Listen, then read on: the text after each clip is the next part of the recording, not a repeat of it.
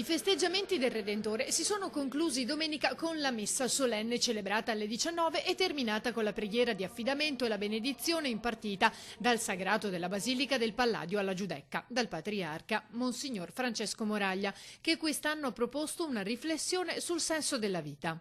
Cresca il rispetto reciproco nei confronti soprattutto dei più piccoli e dei più fragili, accogliendo e integrando con vera generosità.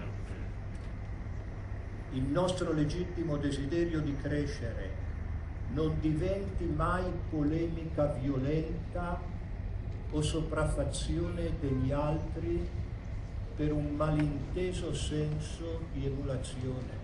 Una messa che arriva dopo grandi festeggiamenti che hanno portato in laguna circa 75.000 persone e migliaia di barche per lo spettacolo pirotecnico durato 40 minuti e dedicato al cinquantenario dello sbarco dell'Apollo 11 sulla Luna, avvenuto esattamente la stessa notte del 1969.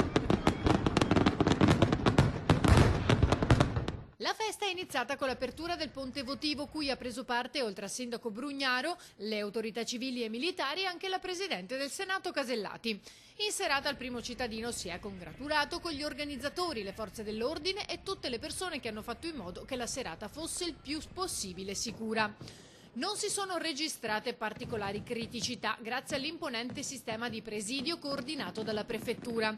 Rilevante il supporto delle forze dell'ordine, Polizia, Carabinieri, Guardia di Finanza, Vigili del Fuoco, Su M118, Croce Verde e volontari, Capitaneria di Porto, Guardia Costiera, che hanno assicurato l'ordinato svolgimento della manifestazione.